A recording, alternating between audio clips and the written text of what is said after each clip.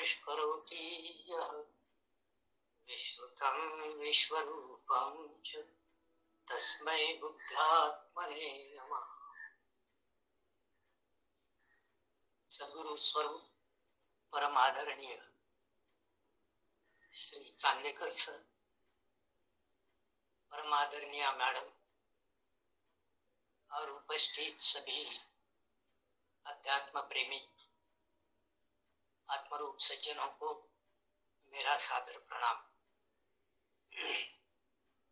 सद्गुरु भगवान के पद्य संग्रह में से 48वां पद्य पुरुष सूक्त, इसका हम अभ्यास मनन कर रहे हैं। दोहा क्रमांक 12 तक आदरणीय सर जी ने सूक्ष्म अर्थ समझाया है। अब दोहा क्रमांक 13 से 18 तक मनन विचार करना है। पुरुष सूक्त और भगवान का पद्य मेरी समझ में जितना आया उतना प्रस्तुत करने का प्रयास करता हूं।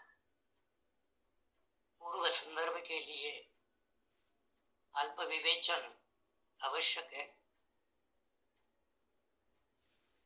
दोहा क्रमांक 12 तक भगवान ने विश्व पुरुष के सर्वभूत यज्ञ का रहस्य समझाया है। पृथ्वी जल अग्नि वायु आकाश सत्व रज तम, इन आठों का लय स्थान साम्यावस्था और सब में ओतप्रोत कूटस्थ अक्षरात्मा, इन 10 अंगों से यह विश्व पुरुष स्थित है। अत्यतिष्ठ दशांगुलम। इस विश्व पुरुष के अनंत शीर, अनंत नेत्र, अनंत पाव है जो चराचर सृष्टि के रूप में प्रत्यक्ष विद्यमान है।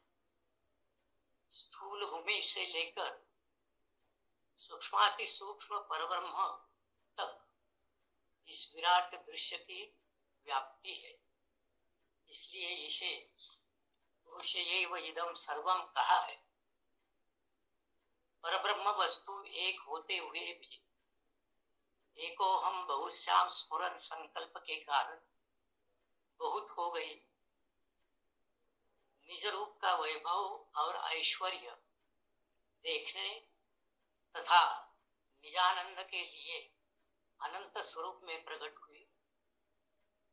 उसके गुण साम्याक्षर प्रकृति का विराट दृश्य भासमान होने लगा, जिसे तत्वदर्शियों ने महत ब्रह्म कहा है। मेरी शुगर बढ़ गई है तो गला ये होता है, पानी पीना पड़ता है।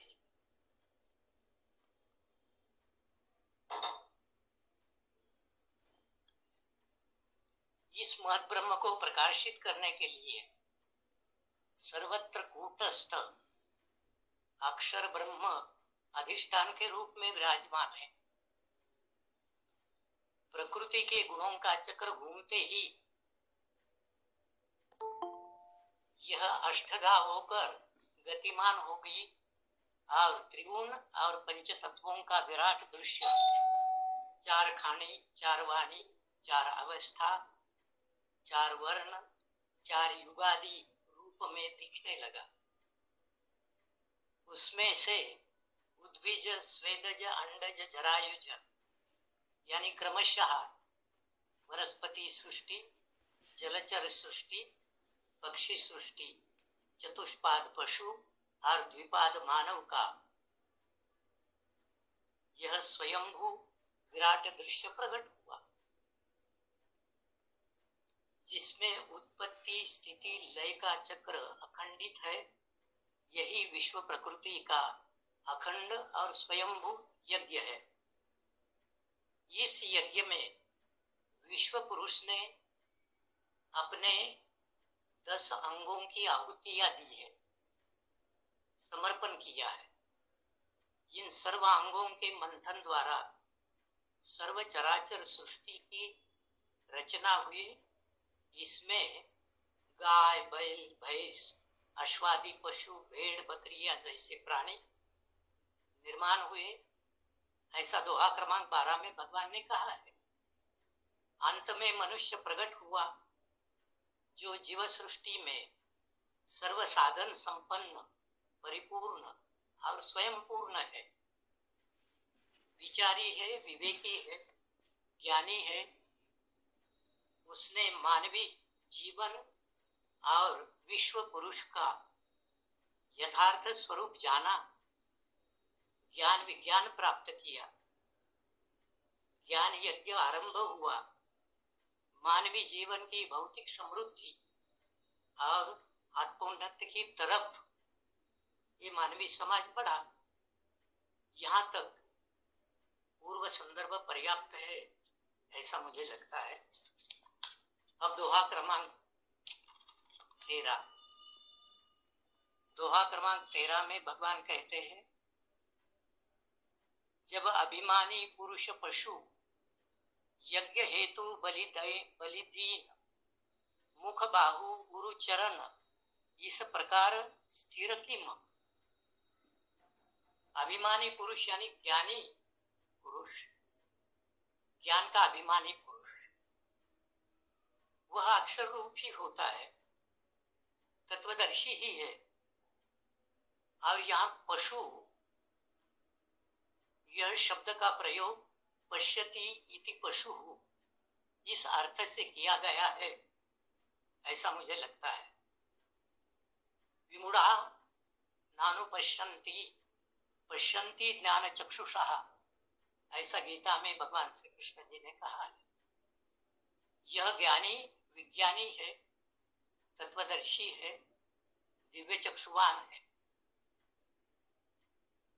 दिव्य ऋग्वेद का मंत्र भी है, तद्विष्णोः परमं पदं सदा पश्यन्ति सूर्यः दिवीव चक्षुरा ततम्। मुख ज्ञान भाव है और बाहु कर्म भाव है। इनका कार्य जो है वो पेट और चरण द्वारा अर्थात देह द्वारा, ये संपूर्ण प्रकृति द्वारा व्यक्त होता है। तो ये 10 अंगों का समर्पण जैसा प्रकृति में हो गया, वैसे ही ये जो दिव्य चक्षुवान या तत्वदर्शी पुरुष है वो भी स्थित प्रज्ञ होकर अपना समर्पण यानी बलिदान कैसे करने लगा। उसने ज्ञान और कर्म की एकता जानी और स्वकर्माचरण में वो स्थिर हो गया और स्वकर्माचरण करते करते विश्व रूप में उसको स्थिति प्राप्त हो गई। गीता में भगवान श्री कृष्ण जी ने कहा है, सर्वविद भजति माम सर्वभावेन भारत। इस तरह दोहा 13 में इस ज्ञानी पुरुष का वर्णन भगवान करते हैं। अब दोहा 14 देखेंगे। 14 दोहे में जो स्वयंभू वर्ण धर्म है, जो प्रकृति का चक्र है, उसका वर्ण व्यवस्था में रूपांतर कैसे हुआ और हो जाता है स्वाभाविक रीत्या, ये भगवान समझाते हैं। यहाँ वर्ण धर्म का रूपांतर दोहा है, ब्राह्मण मुख इस पुरुष को क्षत्रिय बाहु स्थान, वैश्य वर्ण उरु सुपद शूद्र कियो अस ध्यान। भगवान कहते हैं यहाँ वर्ण धर्म का रूपांतर वर्ण व्यवस्था में होता है, हो गया। ज्ञान भाव का रूपांतर कर्म भाव में हुआ है। विश्व पुरुष का विस्मरण होने से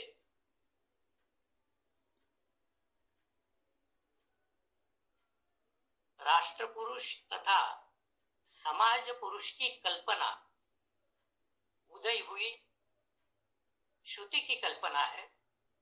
भगवान इस दोहे में पृथ्वी स्थित विराट मानव समाज पुरुष, राष्ट्र पुरुष एवं व्यक्ति पुरुष के ज्ञान कर्म विभाग का दिग्दर्शन करते हैं। इस मानव समाज रूपी विराट पुरुष का मुख्य स्थान ब्राह्मण है।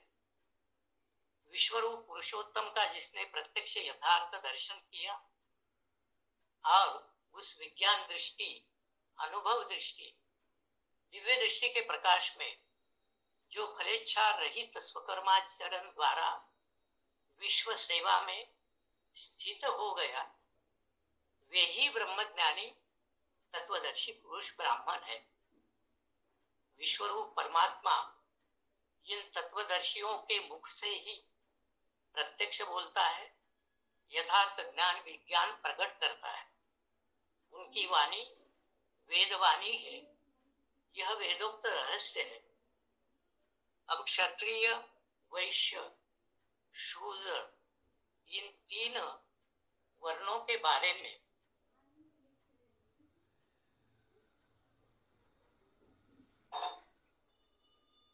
उनके स्वाभाविक कर्म का विवेचन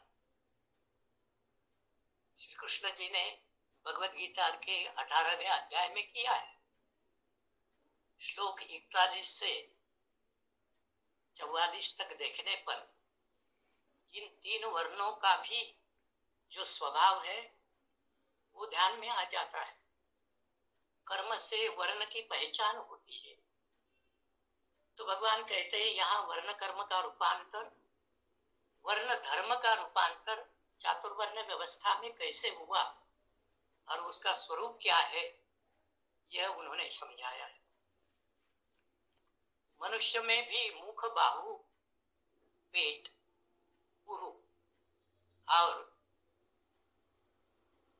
पांव, इन चारों अंगों का साहचर्य होता है और वो प्रकृति सिद्ध है। इनमें हर एक कर्म विभाग महत्वपूर्ण है। इसमें श्रेष्ठ कनिष्ठ उच्च नीच भावना नहीं है। पृथ्वी स्थित राष्ट्र पुरुषों में शिक्षा, रक्षा, कृषि, वाणिज्य, श्रम, सेवा, यह महत्वपूर्ण 4 विभाग है। राष्ट्र बलशाली आत्मनिर्भर होने के लिए राज्य शासन के शिक्षा विभाग, कृषि, गोरक्ष, वाणिज्य विभाग का नेतृत्व करने वाले व्यक्तियों को इस वेदोक्त ज्ञान विज्ञान की दृष्टि होना नितांत आवश्यक है। इसलिए आत्मयोग में ज्ञान कर्म की अनन्यता कैसी है, यह जानना अपरिहार्य है।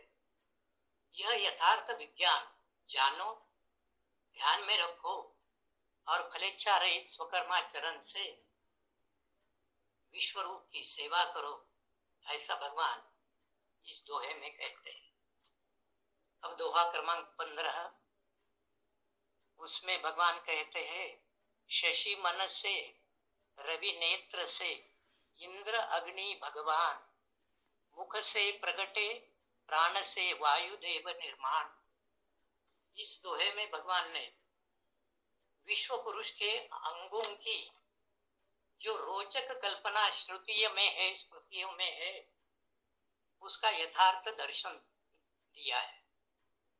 विश्वरूप के, विश्व पुरुष के मन से चंद्रमा हुआ, नेत्र से सूर्य हुआ, मुख से इंद्र और अग्नि हुए, प्राण से वायु हुआ, ऐसी रोचक कल्पनाएं श्रुति की है। ये सब जीव बुद्धि के मन कल्पित विचार है। भगवान यथार्थ समझाते हैं। अक्षरात्मा सूर्य है, इसे इंद्र भी कहते हैं, अग्नि भी कहते हैं।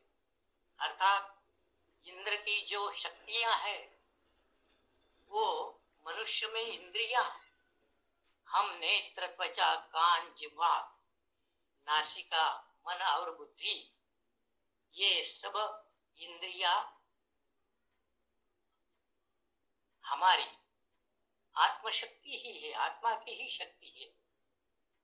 इंद्र यानी आत्मा का ही व्यक्त स्वरूप यह विराट गुण साम्याक्षर प्रकृति है।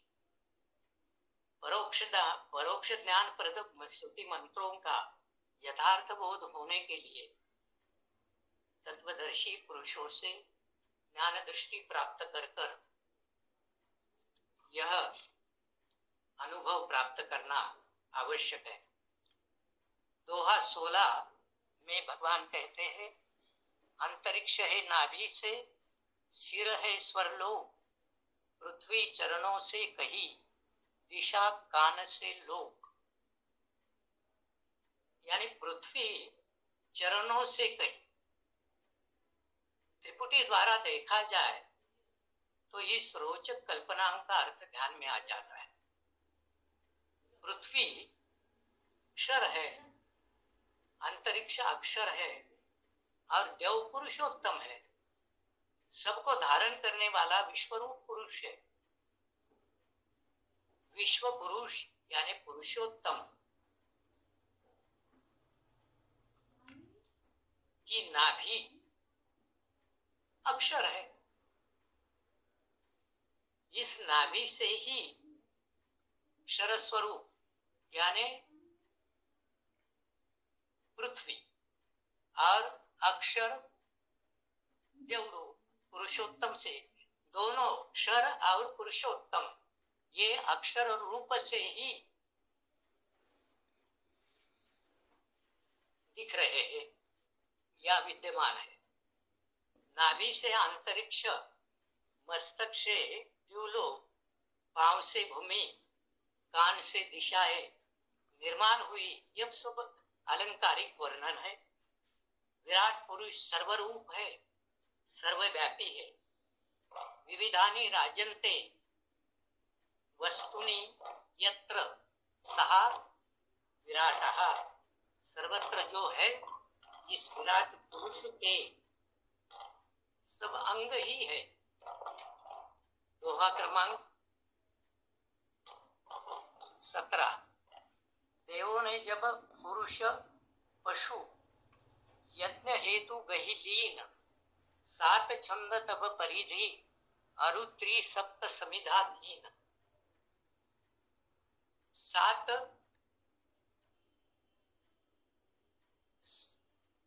जो सप्त भूमिका है, इसके बारे में यहाँ भगवान ने यथार्थ रीति से समझाया है।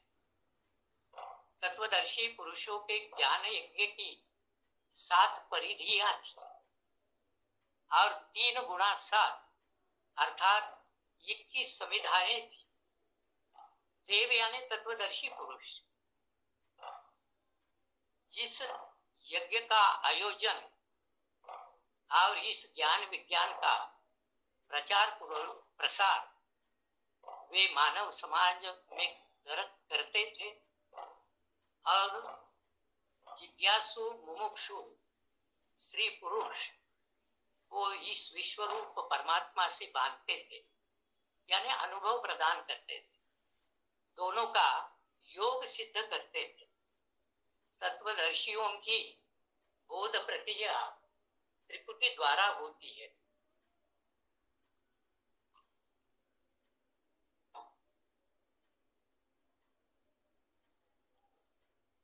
विश्व वस्तु का अति स्थूल पंचीकरणादि से लेकर अति सूक्ष्म पर ब्रह्म पद तक का जो दर्शन कराया जाता है वह इस सप्त परिधिया 7 परिधिया द्वारा ही किया जाता है। इस ज्ञान यज्ञ में ऋषि मुनि देवर्षि महर्षि ब्रह्मर्षि विभूति संत ये सभी सम्मिलित होते थे। ज्ञान दृष्टि से ये 7 भूमिकाएं सप्त परिधि यानी उत्तरोत्तर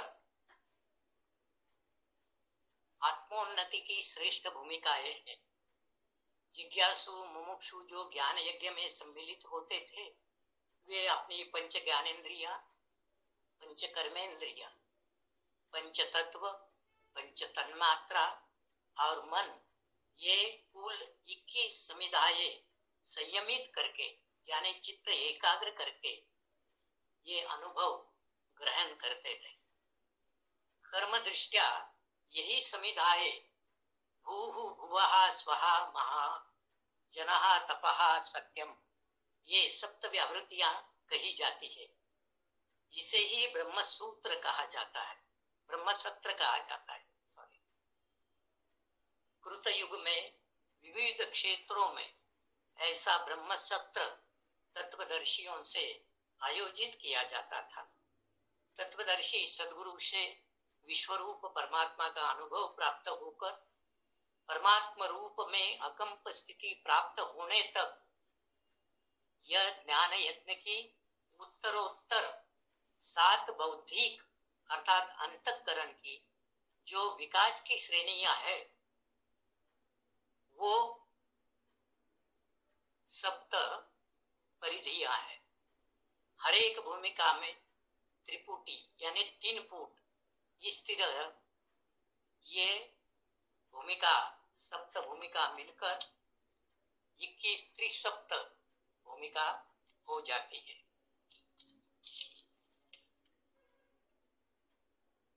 अभी 18वें श्लोक में भगवान कहते हैं, देवों ने अस आदि में पूजे श्री भगवान, यही सनातन धर्म है, गहे मिले श्रुति ज्ञान। यही सनातन धर्म है। देवों ने यानी तत्वदर्शी पुरुषों ने, दिव्य चक्षुवान पुरुषों ने, वैदिक तत्वदर्शियों ने आदि काल में यानी वैदिक काल में सत्य युग में देवों ने दैवी संपत्तिवान तत्वदर्शी दैवी संपत्तिवान पुरुषों को इस परमात्मा का अनुभव दिया। ये अनुभव प्राप्त करके परमात्मा रूप में जिसने अकंप स्थिति प्राप्त की वो विश्वरूप परमात्मा से तद्रूप हो गए और फलेच्छा रहित स्वकर्म द्वारा विश्व सेवा में रत हो गए। यही स्वकर्म चरण, यही स्वकर्माचरण ही भगवान की पूजा है, अनन्य भक्ति है। स्वकर्माचरण ही सनातन धर्म है। दैवी संपत्तिवान पुरुष यह ज्ञान श्रुति से प्राप्त करते हैं, लेकिन तत्वदर्शी सद्गुरु के सानिध्य में और सत्संग में रहे बिना उसका विज्ञान नहीं हो सकता। सद्गुरु स्वरूप आप सभी को प्रणाम करते हुए मैं मेरा स्वानुभव को और मेरे वाणी को विराम देता। अब हम परम पूज्य सद्गुरु स्वरूप डॉक्टर चांदेकर सर से निवेदन करते हैं कि हमें इसमें और विशेष प्रकाश प्रदान करें। श्री गुरु को मेरा दंडोत प्रेम से, यही प्रेम रहे स्थायी, कृपा दृष्टि वही मिली। उपस्थित सद्गुरु स्वरूप सर्वात्म रूप जन, रात के सत्संग में आदरणीय संभाजी लोंढे जी ने पुरुष सूक्त पर 16 से 18 तक अपना मनन पूर्ण, अभ्यास पूर्ण मनन सादर किया। उन्हें शतशः धन्यवाद। एक दो शब्दों की जगह गड़बड़ी दिखती है, वो ध्यान में लेना आवश्यक है। अब अंतरिक्ष, पृथ्वी, अंतरिक्ष और देव, ये वैदिक त्रिपुटी उन्होंने बरोबर बतलाई है। लेकिन अंतरिक्ष जो है वो साम्यावस्था को कहेंगे या अक्षरात्मा को कहेंगे, इसका मनन होना बहुत आवश्यक है। उसी तरह देव और तत्वदर्शी, ये दोनों शब्द एक ही अर्थ से सामान्यतः इस्तेमाल होते हैं। तो श्रुतियों में देव असुर यानी श्रुति प्रकृति विज्ञान है सब। तो उसमें जो जीव भी है,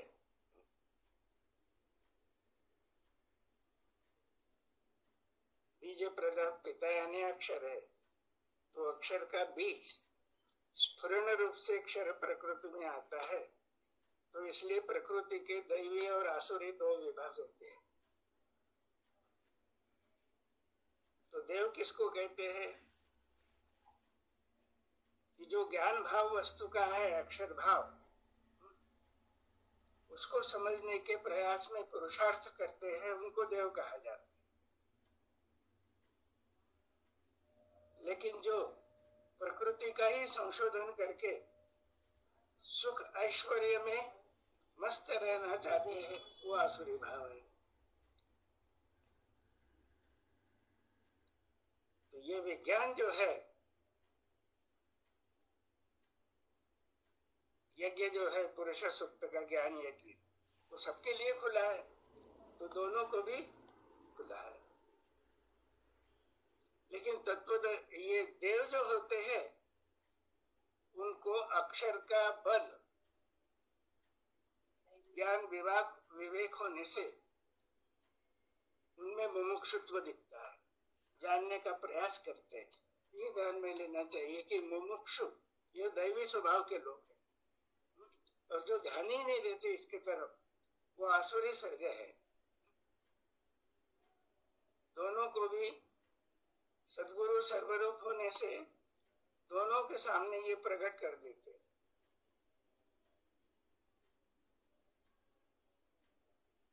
लेकिन देव जो है, दैवी संपत्तिवान मुमुक्षु, वो ग्रहण करता है सद्गुरु का प्रसाद और आगे बढ़ने की कोशिश करता है। तो वो चौथी भूमिका तक जाके रुकता नहीं ज्ञान की।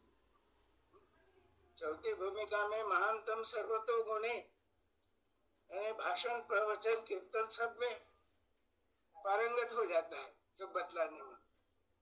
लेकिन भगवान कहते हैं कि चौथी भूमिका में पहुंचे हुए पुरुष भी त्रिकालज्ञ ही होते हैं, स्वकर्माचरण करने में असमर्थ ही होते हैं। इसका मनन करने की बहुत आवश्यकता है। इसका स्पष्टीकरण मैं नहीं करूंगा यहाँ पे, लेकिन विज्ञानी तत्वदर्शी और देव एक ही है ऐसा नहीं समझ, क्योंकि ऐसा अगर होता तो अर्जुन को विश्वरूप भगवान दिखा रहे हैं, और भगवान क्या कहते हैं, देवापि अस्य रूपस्य नित्यम दर्शन कांक्षिण। हे अर्जुन, आज मैंने तुझे जो विश्वरूप दिखाया है,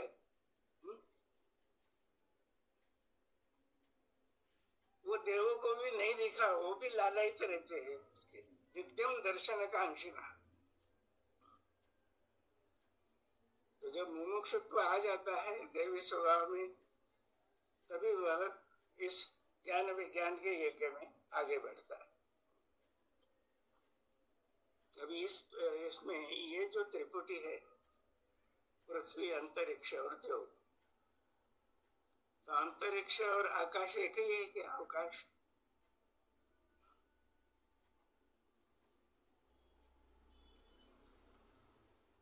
तो उस दृष्टि से अगर विचार किया तो अंतरिक्ष यानी अक्षर भाव ही होता है, व्याप्त है ना सर्वत्र। लेकिन वो निराकार होने से दिखता नहीं, इसलिए उसी का भास सर्वत्र हो रहा दृश्य मात्र में। और उस अंतरिक्ष में यानी क्षर विराट में चार वाणी चार खानी का दृश्य, और ये प्रभु का प्रकृति दत्त यज्ञ चल रहा है।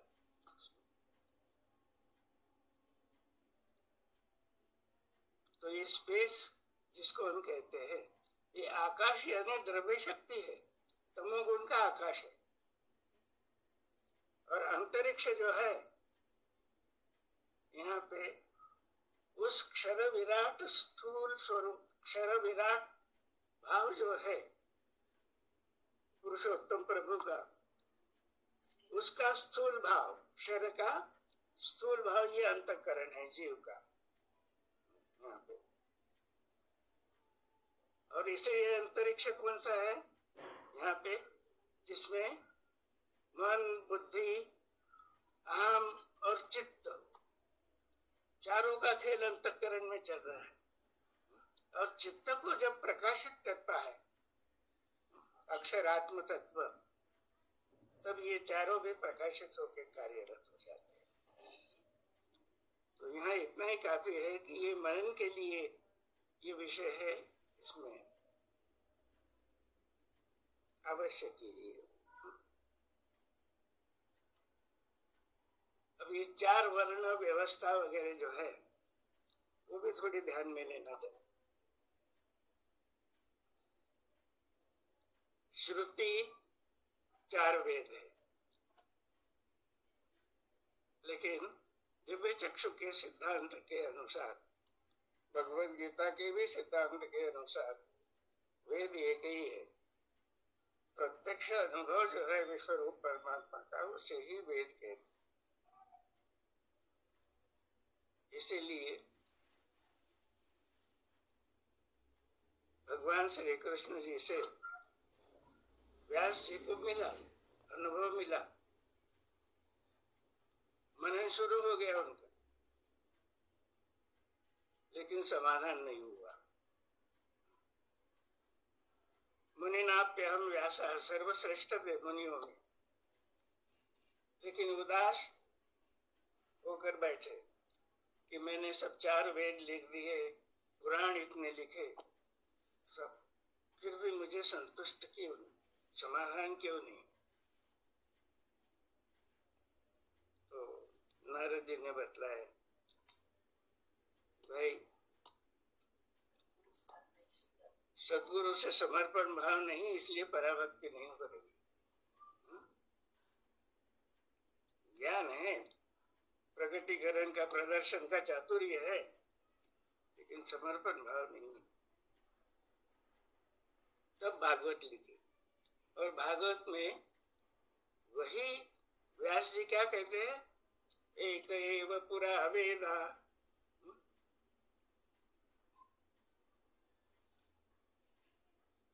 प्रणवः सर्ववाङ्मय। ये देखो, वेद और शक्ति का भेद बतला रहे उसमें। एक एव पुरा वेदा, अनुभव रूप वेद, सिद्धांत रूप वेद एक ही था। और प्रणवः सर्ववाङ्मय, यानी ये शब्दों में जितना भी उसका अधिष्ठान क्या है, तो प्रणव यानी ओंकार। कैसे तैयार हुआ, तो अ उ म, तो अक्षरों से ही है। अकार उकार बकार त्रिपुटी, संपूर्ण वाङ्मय जो है वो श्रुति वाङ्मय। देवो नारायणो नान्य, दूसरी लाइन और श्लोक, एक ही देव है विश्वरूप परमात्मा, एक अग्नि, अग्नि भी एक ही है, परमात्मा को ही अग्नि कहा है। और वर्ण भी एक ही है, चार नहीं है।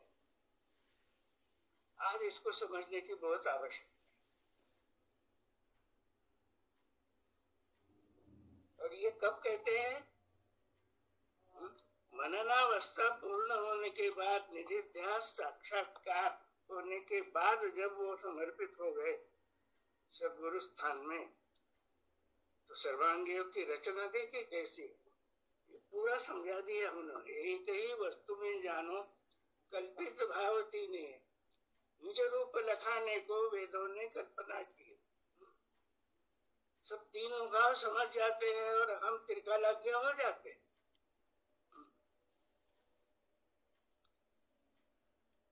लेकिन जब तक ज्ञातुम द्रष्टुम प्रविष्टुम नहीं होता तब तक वो समर्पित नहीं हो सकता। और ये पराभक्ति का और स्वकर्म का चैप्टर जो है 8वां अध्याय सर्वांग योग का, वो ये समर्पित भाव होने के बाद अब मैं था गुरु नहीं, जब मैं था तब गुरु नहीं, अब है सदगुरु स्वरूप ही है, सर्वत्र परमात्मा ही है, सब पर ब्रह्म स्वरूप ही है। ये जब निश्चय हो जाता है, इसको नारायण भगवान आत्मनिश्चय कह रहे हैं।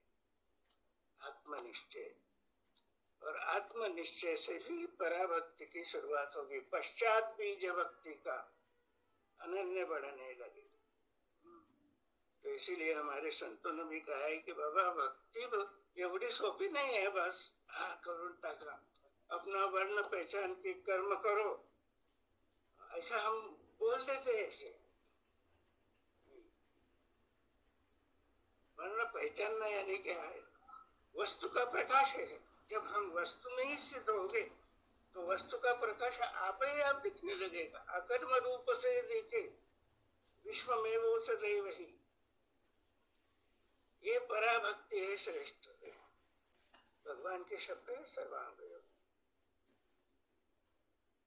और ये 7वीं भूमिका सतलोक में पहुंचे हुए हमारे संत जो है कहते कि भाई ये भक्ति कठिन है, भक्ति ते कठिन सुरावरील पोळी, निवडे तो बळी वेराळासुर। इस पर कीर्तन प्रवचन करना बहुत आसान है, लेकिन स्वकर्म होता है कि जब स्व हम हमारे स्वरूप में अगर स्थित नहीं हुए पूर्ण, तभी स्वकर्म होने लगेगा, करना नहीं पड़ता। लेकिन भगवान श्री कृष्ण गीता में आप कहेंगे कि क्यों बार बार कह रहे हो कि अर्जुन तू स्वकर्म कर, तू वर्ण कर्म कर। ये उन्होंने दोहराया है, इसीलिए है कि ये स्वकर्म उसका जो वर्ण स्वभाव है उस पर आवरण आ गया था, मोह का। श्रुति स्मृति प्रणीत कुल धर्म जाति धर्म के आवरण से स्वभाव जो है वो ढका हुआ था।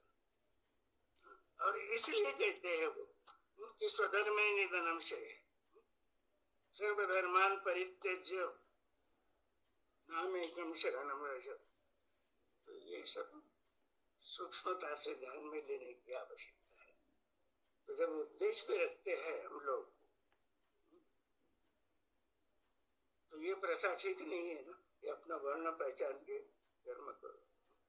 किसी ने पूछा कि आप पहचानते हैं कि अपना वर्ण? मैं चुप हो जाऊंगा कि भाई वो तो दिखेगा आपको, प्रकाशित है या नहीं, कौन सा है दिखेगा। तो इसलिए स्वकर्म की स्थिति जो है, कुआं मद्रूप ही जानो जन्म मृत्यु उसे नहीं, ये जो सर्वांग योग की अवस्था है, जीवन मुक्ति की अवस्था है, वहां पे 4 दिखते ही नहीं। वो आस्तिक के अवस्था की स्थिति होने से सब भाव वहां पे लय हो गए। तो वस्तु निश्चय जब होगा हमारा सर्वांग योग के 7वें अध्याय में, तो वस्तु निश्चय होना यानी हमारा व्यष्टि भाव जो है पूर्णतः समर्पित हो जाता हो गया। तो हम स्वभाव में आ गए। ये देखिए स्वभाव पुरुषोत्तम पद ही। और फिर स्वभाव प्रकट कैसे होता? तो क्षराक्षर संयुक्त है स्वभाव, केवल क्षर स्वभाव नहीं है। तो अपना स्वभाव क्षराक्षर संयुक्त होने से, वस्तु का स्वभाव संयुक्त होने से वो कर्म ज्ञान युक्त ही होगा, उसी को स्वकर्म कहा।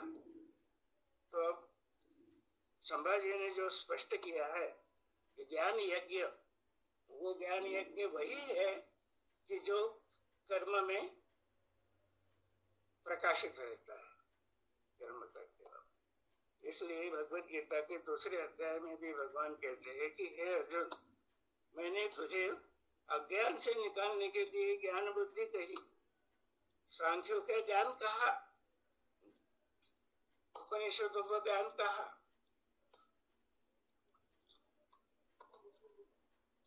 ज्ञान बुद्धि कही मैंने, मानतु पार्थ कर्म में। ज्ञान बुद्धि कही मैंने,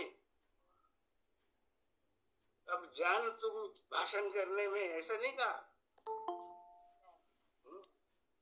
कर्म में लगाओ उसको। तो परमात्मा की भक्ति यानी पूर्ण समर्पण भाव जब तक, तो ये हमारा गंतव्य स्थान है मनुष्य का। मनुष्य जन्म की इति कर्तव्यता है। यहाँ पर मुक्ति वगैरह ये सब भावना भी वृत्तियालय हो जाती है। तो ये सब समझने के लिए हम महाराष्ट्र के लोग भाग्यवान हैं, क्योंकि भगवान का बहुत सा साहित्य मराठी में भी उपलब्ध है। और वो मातृभाषा होने से वो जो अंतःकरण के भाव है, जो कुछ वो अस्पष्ट हो जाते हैं। लेकिन हिंदी भाषिक जो है वो मराठी का साहित्य पढ़ने का और समझने की कोशिश ही नहीं करते कभी। इतना तो कहते, विश्व सेवा अगर करना है तो हिंदी के आगे हम पढ़े, जो स्टेट पे हिंदी भाषा नहीं। लेकिन हमारा उपास्य दैवत जो नारायण है, उसका साहित्य जो मराठी में भी है ओरिजिनल, उसको पढ़ने की कभी कोशिश नहीं। दुर्भाग्य से हमने विज्ञान शाला में ये भी सुना है कि मराठी में मत बोलो, हिंदी में बोलो। तो ये इस तरह का, और बातें हम स्वकर्म की करते हैं। तो इसलिए ज्ञान और कर्म का योग जो है वो प्रत्यक्ष में, आचरण में कितना अवघड़ है, कठिन है, ये जानने की आवश्यकता है। यहाँ पे मैं रुकता हूँ, 10-15 मिनट है, चर्चा हो सकती है।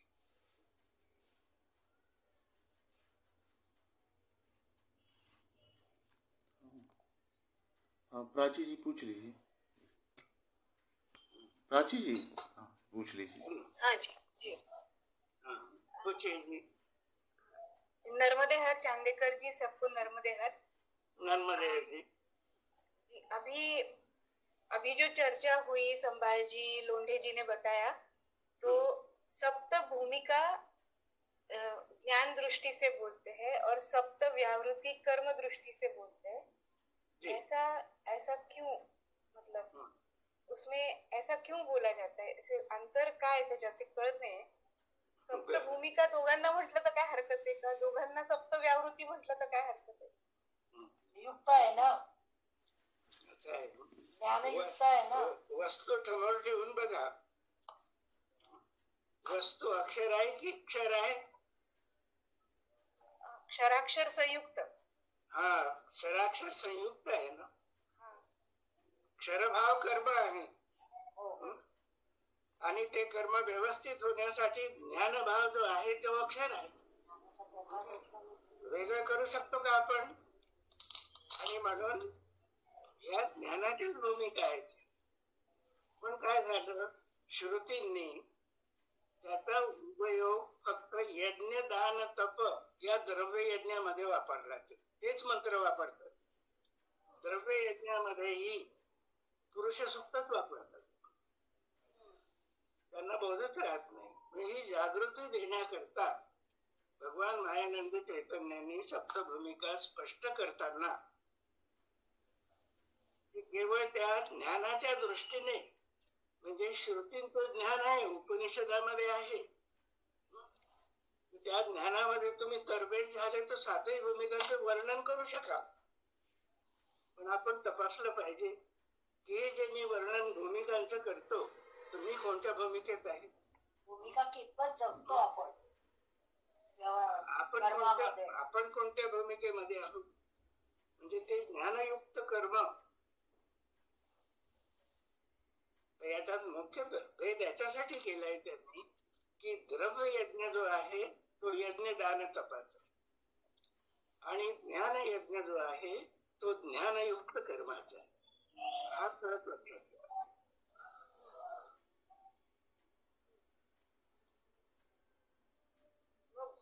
तो भूः भुवः स्वहा महा जनः तपः,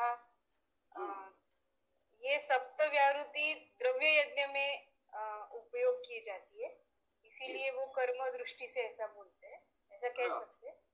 हाँ, तो कर्म दृष्टि में ज्ञान दृष्टि रहती है क्या वहाँ पे? ज्ञान दृष्टि भूमिका म्हणजे ज्ञान दृष्टि. तो व्यावृत्ति फिर क्या मतलब? कर्माचरण. व्यावृत्ति का मतलब है स्फुरण. तो वस्तु का स्फुरण क्षराक्षर युक्त है. दोनों भी स्वरूप पुरुषोत्तम के है ना. हाँ, तो कुछ लोग केवल क्षर को पकड़ के बैठते हैं और कुछ लोग अक्षर भाव को ही अंतिम सत्य समझते हैं. उनको वैदिक यज्ञ जो है वो पुरुषोत्तम का ही दर्शन नहीं हुआ.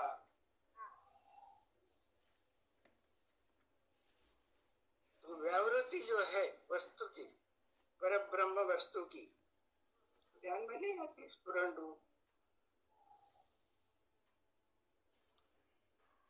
कर्मयोगी बनते हैं ऐसे. और जगत में आज यही तो चल रहा है, संघर्ष.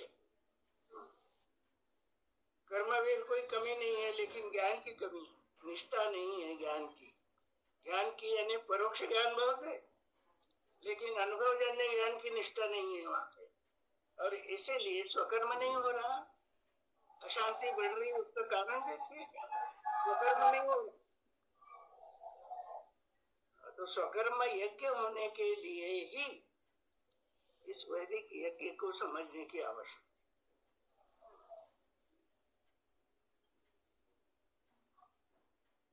धन्यवाद.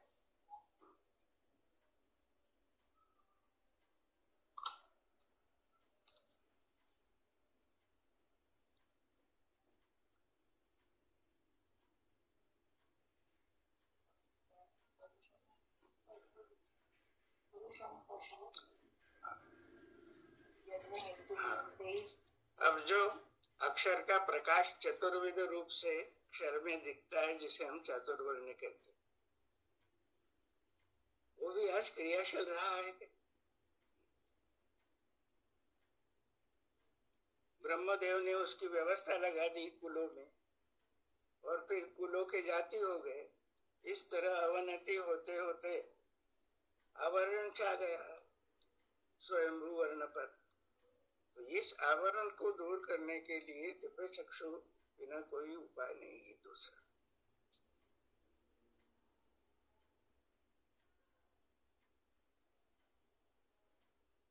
अब इतना प्रदूषण है कि जब हम बतलाते हैं कि भाई वर्ण सेवा ऐसे, तो बोलते वाह वाह बहुत अच्छा है. श्रुति पंडित जो बोलते कि केवल समर्थन क्या हो रहा है, आखिरी में विश्वरूप परमात्मा दिखा रहा है, और आखिरी में बोलते हैं कि वाह अपना वर्ण पहचान के कर्म करो. हम यही तो कहते आए हैं 22 लाख साल से. तो श्रुतियों का समर्थन हो रहा है, भगवान ने नहीं किया समर्थन. व्यास महर्षि ने भी छोड़ दिए. उन्होंने कहा एक तो वर्ण है, 4 नहीं मानता हूं मैं.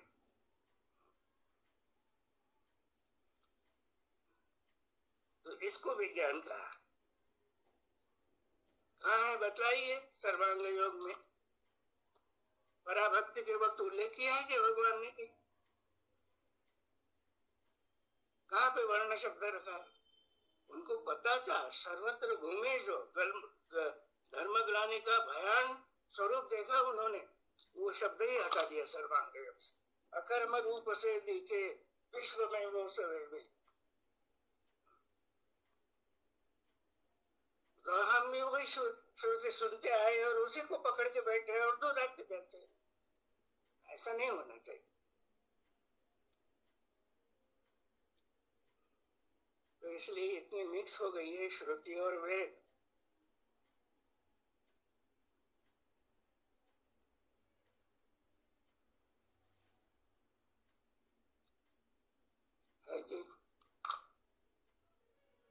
उदयराज जी, सर्वांग योग में वर्ण का उल्लेख कहाँ आता है?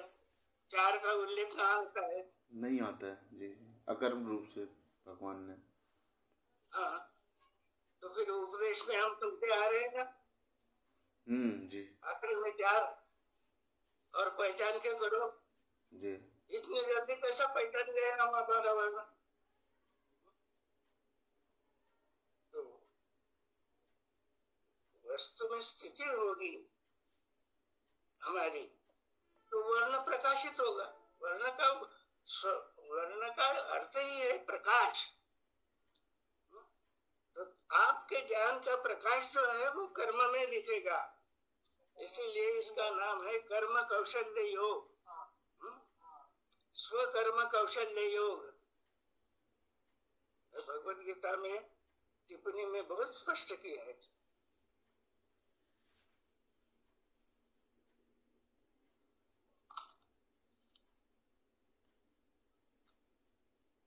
एक बार नागपुर में सत्संग हुआ। डॉक्टर सर्वांगानंद जी अध्यक्ष थे, उनके मकान पे हुआ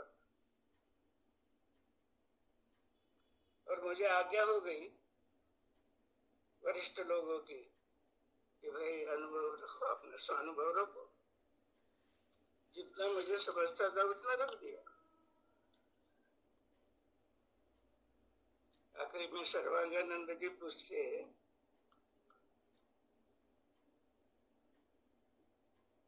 चार नहीं बतलाए, बोले आपने।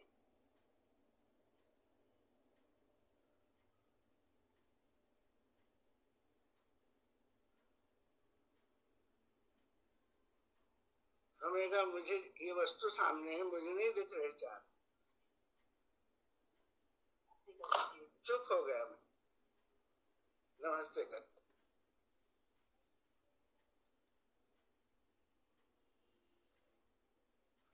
मुझे नहीं दिख रहा है चार।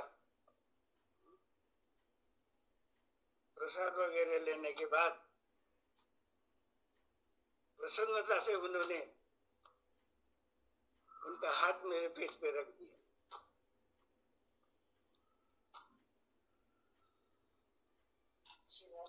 क्योंकि हम जिस सदगुरु से सुने ये मिला है, उनके उपदेश में कभी नहीं सुना हमने ये।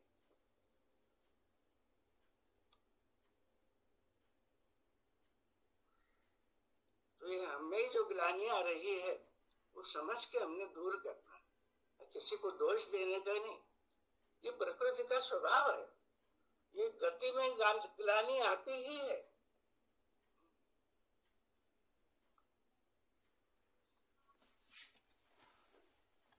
लेकिन दूर भी होती है ना।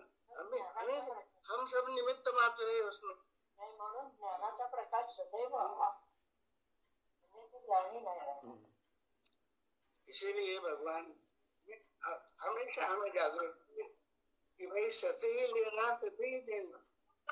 शब्द मत दो, अनुभव दीजिए, शब्द मत दीजिए।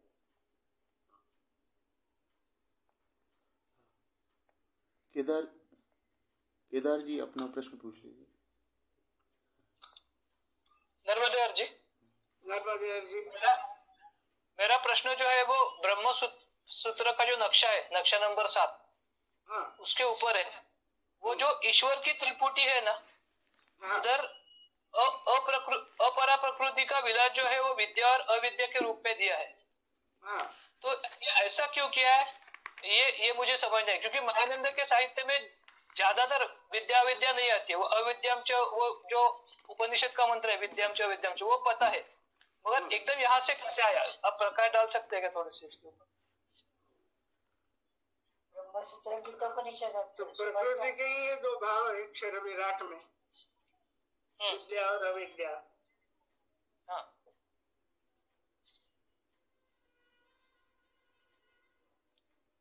इसीलिए प्रकृति उसी का स्वरूप है ना, माया का ही स्वरूप है। तो इसलिए विद्या माया और अविद्या माया, माया म्हटलंय त्यांनी, इसको समझ रहे हैं। तो ब्रह्म सत्र में ईश्वर के अविद्या सत्वगुण, ईश्वर आपल्या सान्निध्यामध्ये घेतले, भगवान अवतार, अवतार विद्या और अविद्या दोनों को पूर्णतः जानता है, इसलिए वो मायापति है। ईश्वर, ईश्वर यानी भगवान का है, ईश्वर उसके ऊपर लिखा, क्योंकि ईश्वर का मूर्तिमंत स्वरूप भगवान है, ईश्वर का तेजांश है भगवान, और इसलिए भगवान में षड भग होते हैं, भगधारे भगवान है। तो ये जो भग है ये विद्या और अविद्या रूपी है।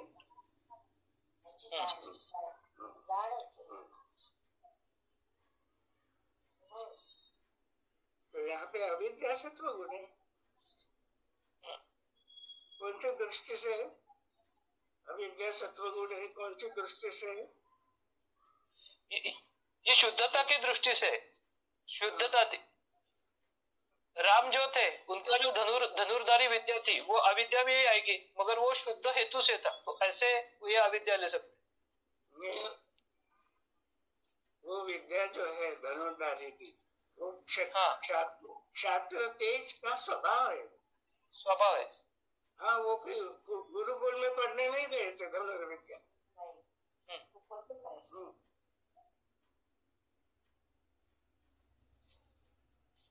तो ये ध्यान में लेना चाहिए कि वो भगवान अवतार, इसमें विद्या और अविद्या, तो ये इस नक्शे को समझने के लिए अभी एकदम 2 मिनट में नहीं समझा सकते, मैं इतना ही कहता हूँ, ये भगवान ईश्वर का तेजांश है, वही अवतार है। विद्या विद्या उत्पत्ति लयचं तार्किक असतं ना। 2 वाक्यों में उसका उत्तर यही रहेगा कि वो मायापति है। तो माया में विद्या अविद्या दोनों भाव आते हैं। हाँ, और क्षर विराट की दृष्टि से अविद्या कौन सी है? तो अविद्या है श्रुति, और विद्या क्या है? ये सब श्रुति पढ़ के जब समाधान नहीं हो रहा है और सदगुरु की खोज कर रहा है, वो विद्या का प्रभाव है। वो भी क्षत्र रूप में ही है ना।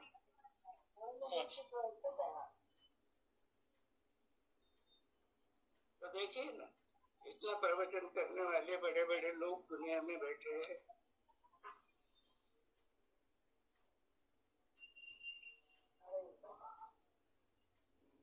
लेकिन विद्या से अंतःकरण शुद्ध हुआ क्या?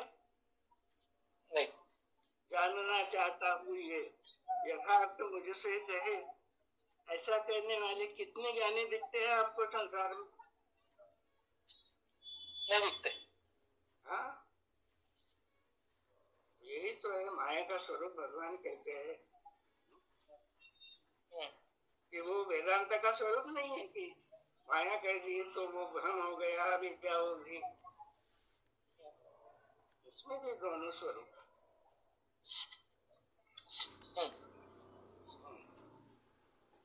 ठीक है, पूर्ण नक्शे के लिए एक आधा घंटा बैठ सकते हैं आप तभी चलेगा। हाँ,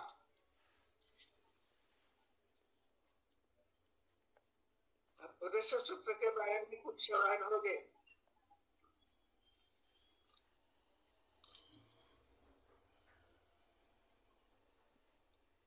ये जो अभी स्पष्टीकरण यहाँ पे हुआ सत्संग में,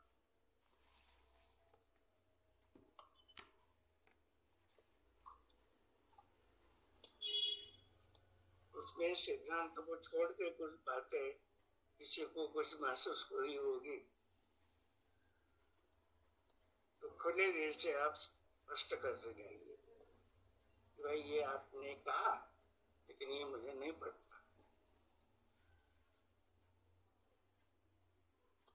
आपल्यालाही मनन करता येतं ना, तो हमारी भी सुधारणा हो सकती है।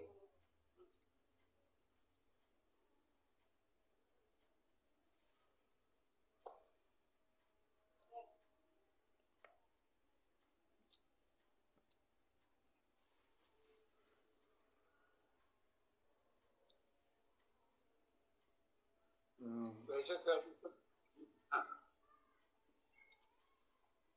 जी अब हाँ बोलिए सर। हाँ जी बोलिए। नहीं आप रख दीजिए बात अपनी। हाँ आप अपनी बात रख दीजिए अगर कुछ कहना। वही अब समापन की ओर बढ़ रहे थे तो इसलिए 8 बजे। हाँ बस जी जी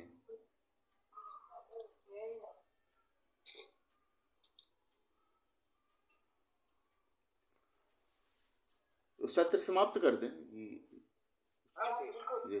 हाँ तो अब हम लोगों का समय हो चुका है तो आज हम